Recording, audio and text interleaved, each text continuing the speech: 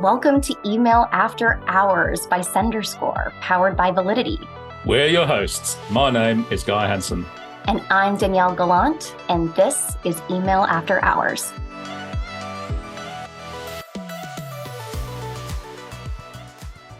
Welcome, everyone, to a very special Valentine's Day episode of Email After Hours.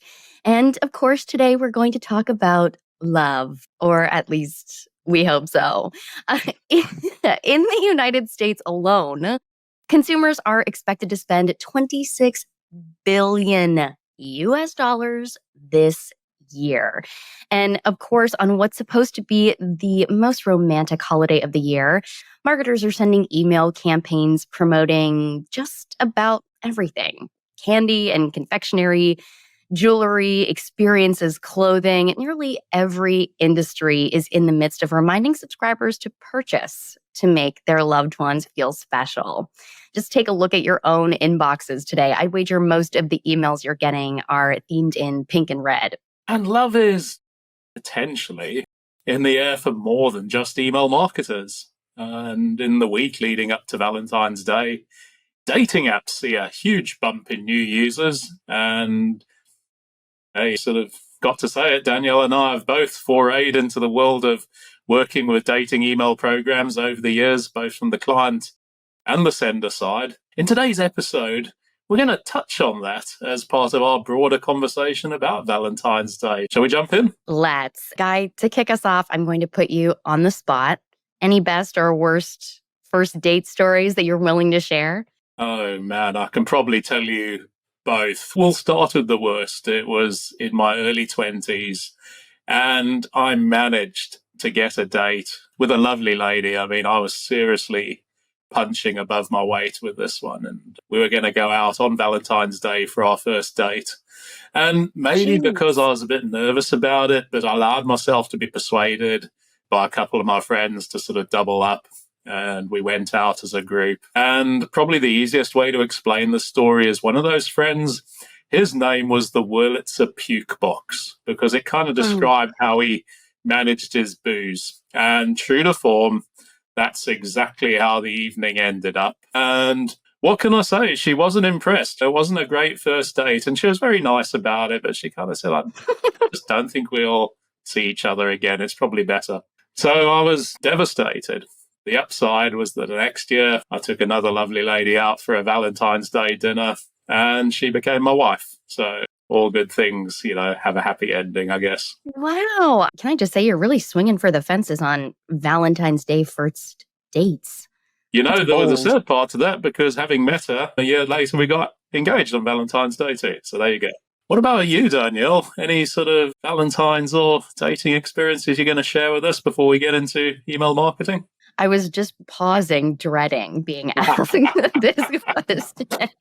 Honestly, I don't really have any Valentine's Day horror stories or major successes. I think I just try to back up against the wall and just watch, usually on Valentine's Day. But I will say, just because it's hard to not tell this story, I was on dating apps, as so many people are, and I'd kind of given up. I think if you talk to anybody who's on dating apps, they're just like, ugh, I'm turning notifications off for these or whatever. I'm moving on.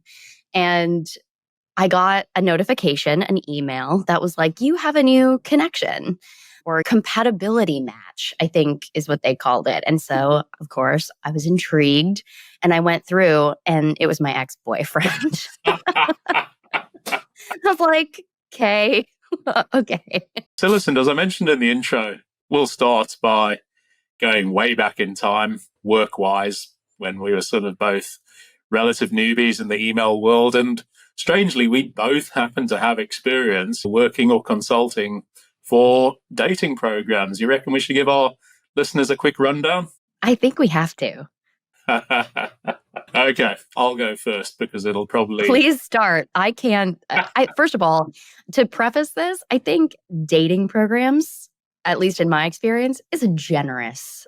It is a generous... Yeah, I feel like the ones we're going to talk about, it's like a euphemism. But anyway, certainly from my side, when I started my consulting career with Return Path over 10 years ago, they had a lot of again, that euphemism, and I'll say this in inverted commas, adult dating senders. And as the newbie in the team, I was assigned all of these consulting projects that nobody else wanted to touch.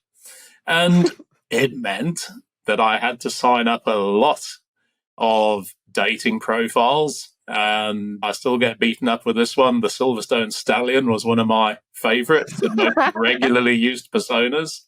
And then, of course, I had to engage as though I was a real punter. And at first, it made my wife really nervous. I think she wondered, what if I overstepped the mark in terms of how I chose to engage as part of my project research? But after a while, she relaxed, and I suddenly realized that that was when my online dating exploits actually started to become a steady topic of conversation whenever our friends came round for dinner. It was like, so, Guy, why don't you tell our friends who you've been working with this week? That would keep the conversation going for at least another 30 minutes. So, yeah, that was my early days. What about you, Danielle? There was no shortage of stories. That's absolutely right. And again, I'm with you. As I said, dating, maybe generous, adult dating, let's say for sure. And I think that what was interesting about my experience was we weren't using a standard ESP. I don't know if that's because, like, legally we had some problems where we couldn't use. I'm sure that's not true. But we were our own in-house ESP. So, I mean, not only did I get to see how the inner workings of online dating really worked, I got to learn how to manage an entire back end system. I got to see bounce codes and all the fun stuff that we geek out on. So, and now dating programs, they don't really do email the same way anymore, particularly not when it comes to apps, which of course favor push notifications. But Valentine's Day is definitely still a thing, and it's currently flooding our inboxes. However, promotional timing is a little bit different for Valentine's Day, isn't it, Guy? I think that's absolutely right, because there's a fine line in terms of when to start. I think a lot of consumers are still catching their breath after the peak sale season and the festive season. And now, especially in the Northern Hemisphere, you're deep into January and the weather's appalling and you're probably still broke from December. And so you're not really thinking about that next big spend just yet. You know, it's the whole principle of Blue Monday, which is an established part of the marketing calendar in the UK and I believe is starting to catch on with the US. You know, so consumers and their bank accounts are still in recovery mode, I guess. You can't go too soon with this sort of next big cycle on the promotional calendar, can you? It's true. And the promotional window is kind of narrow, certainly more than other big retail events or holidays. The shelf life alone of typical products is often very short. And there's a big gap between consideration, what are we going to buy, which happens weeks before, and actually purchasing, which is sometimes days before or day of. Gotta tell you, in our household, the shelf life of Valentine's chocolates is pretty short after they've been bought. Anyway, so I think one of those challenges is that, you know, because of those factors that you've just described, segmenting campaigns can be a little tricky for Valentine's Day. And think about it, customers might be shopping with the same brand this year as they did last year, but perhaps it's not for the same partner. Or maybe a shopper is newly single. So how can senders make sure that they're sending the right message to the right subscriber without relying exclusively on past purchase history? I feel like it's we say it a lot, but especially when it comes to romance or love, you have to ask for feedback from your subscribers, even if a customer isn't shopping for a partner. Let's say they may be shopping for a pet. Certainly, I'm going to get a little gift for my dog Nixon on Valentine's Day, even if it's just a little treat. Or Galentine's Day. This is definitely a thing. Or maybe even just treating themselves. Sales apply to us too. Right, Guy? What else? I'm a huge fan of thinking that every email program right now should be offering their subscribers a snooze option. And I think sensitive marketers understand that. They know that Valentine's Day isn't for everyone. Like you're just saying, you might be single this year. You might even had a bereavement and you're not in the mood for celebrating it and you don't want it stuffed down your throat in your inbox every day. And I think providing a temporary opt-out, that snooze option, should be an essential email best practice. I saw some research from Oracle a little while back saying some distinct upsides, and that for programs that have implemented a snooze, they bring their unsubscribe, their long-term opt-out rates down by 80% or so. So there's a real upside there. And I think also approach the holiday campaigns with the right tone, touch of humor. We'll talk about a few humorous examples in a moment if it makes sense for your brand. And I think also be aware of new trends. I think the one that has caught my eye over the past couple of weeks is the concept of situationships is a real thing. You're laughing already. Yeah, what the hell's a situationship and how should we market to them? So believe it or not, the term has now appeared in a Taylor Swift song, so it's got to be a real thing. A situationship is effectively a casual romance bearing some of the hallmarks of a formal relationship, but without the commitment. So there's a brand new audience to market to. And how might you segment for that audience, Danielle? I think it's just kind of hilarious. There are probably, situationship is like the most formal word for that.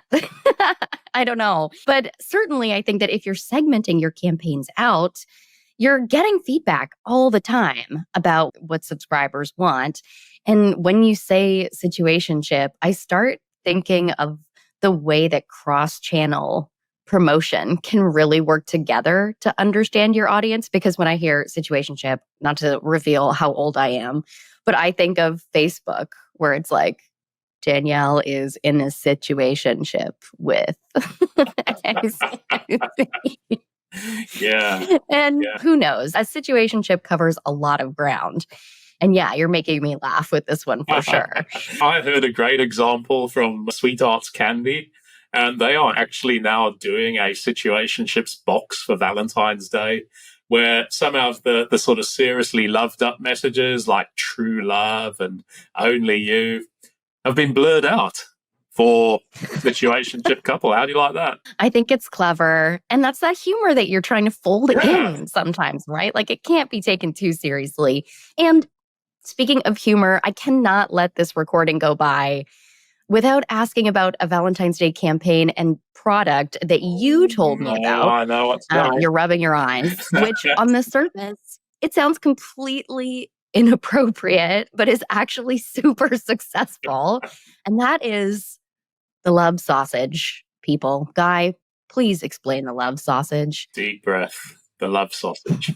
Okay, so in the UK, we have Marks and Spencer's. They are a upmarket sort of supermarket and clothing retailer. And a couple of years ago, their Valentine's promotion was the love sausage.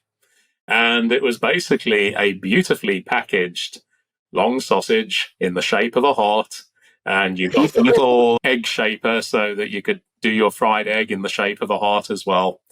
And the whole campaign just went viral. And I think there was two reasons that it worked. I think the one is that if you live in the UK or if you know M&S, you'll know that they are one of those most straight-laced, slightly stuffed shirt, Middle England brands you could ever wish to find. So for them, doing something a little risque like this was hugely amusing.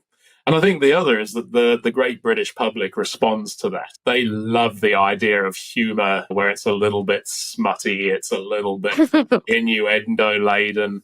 And because of that, the Marks and Spencer's love sausage flew off the shelves. And as people read about it, you were going into Marks and Spencer's sort of 2 or 3 days before Valentine's Day, and there weren't any anymore. No. A new classic gift. A new classic gift. Is that right? Speaking of classic gifts, let me tell you another of my favorites, Danielle, and can't wait to hear your reaction to this one. But last year, San Diego Zoo came up with Genius. The promotion was called Cry Me a Cockroach. And basically for $10, the zoo would name a cockroach after your not so special someone, your ex, and they would feed it to an animal. So, like a really cold but direct message that you're no longer interested. And all of the donors received a digital Valentine's Day card showing their support for the zoo. And if they wanted, they could send a digital Valentine's Day card to the ex as well.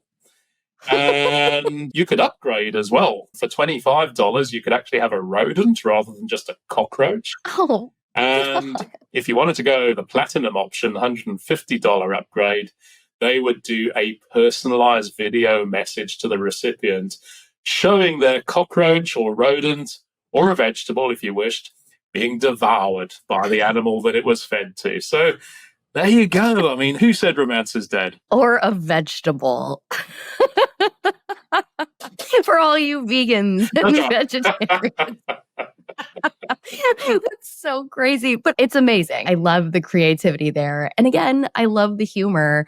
But your example begs the question, can any brand, like regardless of the industry they're in, do Valentine's Day? Or maybe the better question is, should they promote for Valentine's Day? Do we really want to get a Valentine's Day campaign from my bank, for example? I actually have a great relationship with HSBC. I think they're an excellent bank, but I don't want our relationship to sort of go into the territory of, hey, we really love you. No, we don't. Just give me a mortgage and give me a great interest rate on my savings account and we'll be cool. And I think the thing is, it's because Valentine's Day campaigns are so prolific. I think it fools senders whose products and services absolutely do fit the bill to get creative. And last year, one of my favorites was there's an online card retailer here in the UK called Moonpig.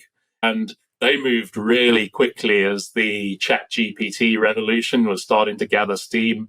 And they basically offered it to their customers so that as they were ordering their online cards and weren't quite sure what the sort of perfect message was going to be, and I suspect this was more the guys than the girls, they could use ChatGPT to generate personalized messages or poems without having to scratch their heads and find the right words. Can you imagine it? Roses are red, violets are yellow. Please, please, please, won't you let me be your fellow? You know, how can you resist?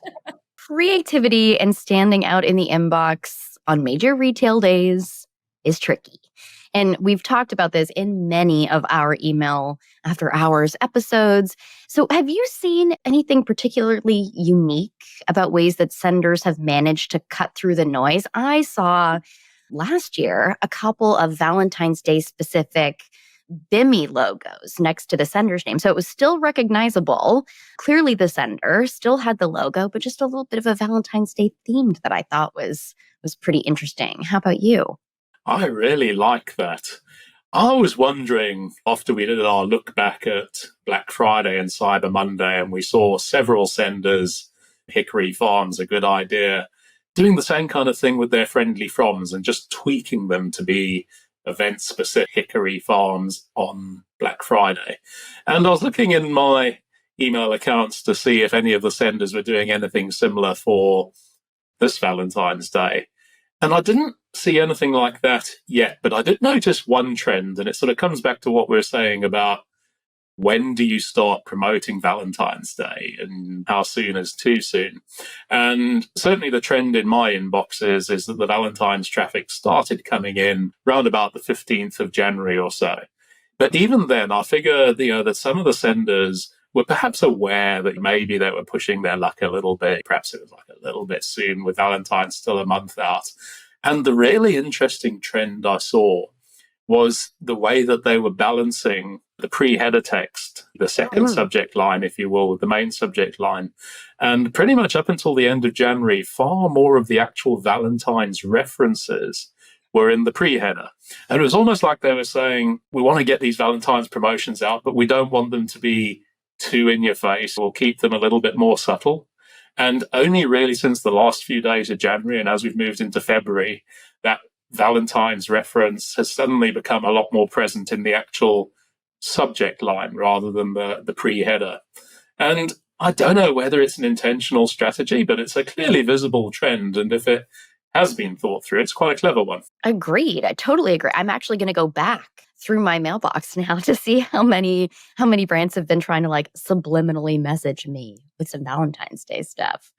Now, listen, it feels like you've been throwing all the questions at me so far, so I'm going to put one to you. You mentioned Bimmy a moment ago, the showing of a authorized and approved logo next to your emails in the inbox.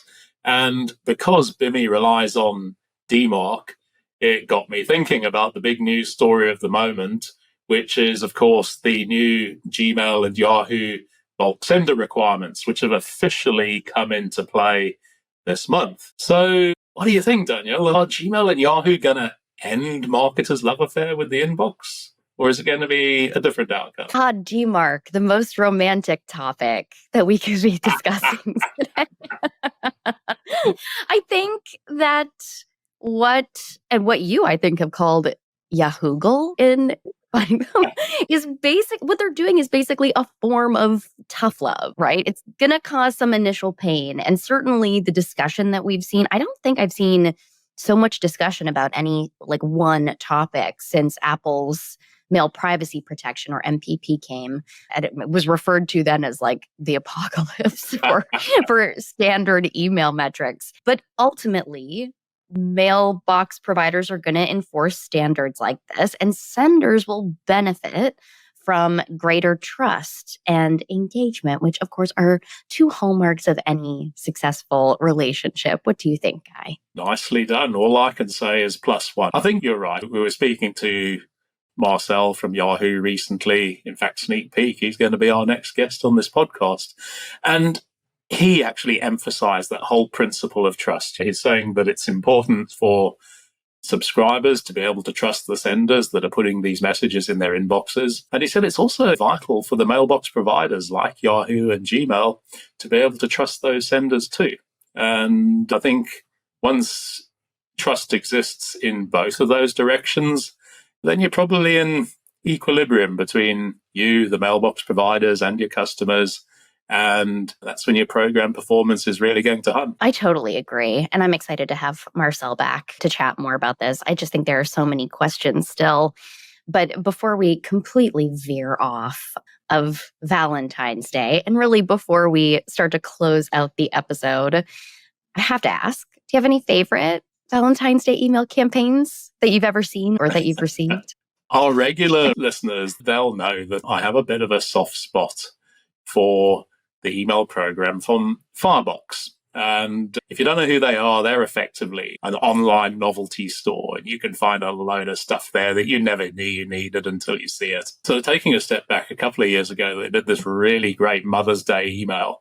And it had a animated GIF that kept scrolling through the picture frame, listing all the reasons that you might have let mom down over the past year. And the call to action in their email was a simple one.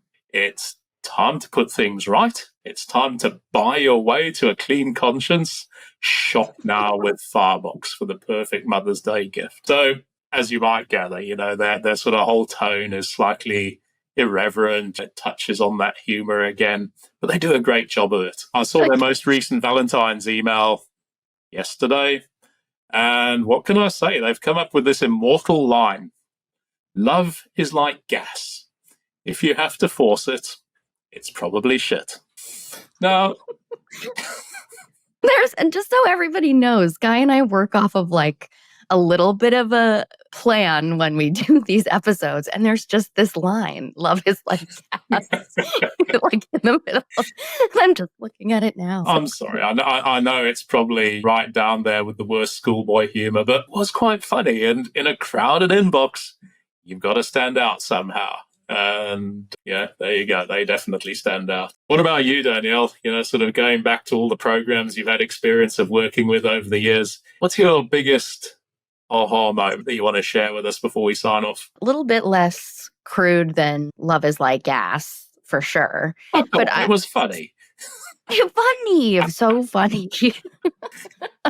I think, honestly and seriously, when I worked for a sender that did emails about adult dating or whatever, there's the inclination to think that it's kind of humorous, right? But at some point, it just becomes a job. And what I learned is that dating emails can be so emotionally charged. The subscriber response can be so serious or dramatic, whether that's positive engagement or negative engagement, like maybe spam complaints, that people who work for marketing programs or email programs on the dating end of things, they have seen it all. They are so knowledgeable about all of the little intricacies of the email ecosystem. So never underestimate somebody who's worked in an email program for a dating site or a dating company. They have seen some stuff.